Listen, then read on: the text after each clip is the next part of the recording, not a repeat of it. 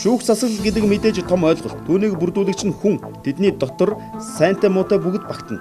Гэвч сүүлийн үеийн нөхцөл байдлаас болоод олон нийтийн ойлголт шүүх гэх зүйлийг бүгдийг нь харлуулан ойлгож, тэнд ажилдаг бүгдийг хахуул авдаг, хуулиад зөрчдөг мэтээр ойлгож байна. Энэ мэдээж улсын хурлын гишүүн Нямбаатарын удаа дараагийн мэдэгдлээс ихтэй. Шүүгчид удаа дараа хахуул авдаг мэтээр ярьсан нь үнийг дэвргэх гол шалтгаан болсон. Гэвч энэ нэг зүйлийг гишүүн маань ойлгохгүй байгаа бол та.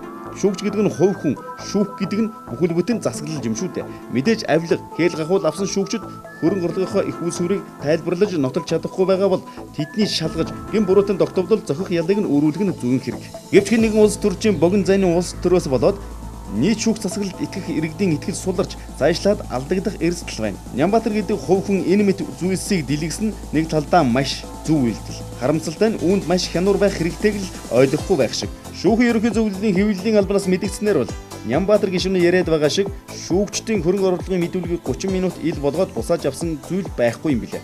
Гишүүн манд өөрийнхөө яриаг хүчтэй болгож ард түмэнд таалагдахыг хүсэндээ иймэрхүү зүйл ярьж чаж. Сүүлийн жилүүдэд шүүх засаглал өмнөхөө бодвол илүүтэй нээлттэй шудраг үйл ажиллагаа явуулдаг болсныг хэн хүнгүй мэднэ. Гэвч улс орны амин чухал салбарын нэр хүндийг унгаж охиныхоо нэр дээр олон тэрбумын хадгаламжтай шүүгчдийг шалгаж шийдвэрлэх нь хэрэгтэй юм.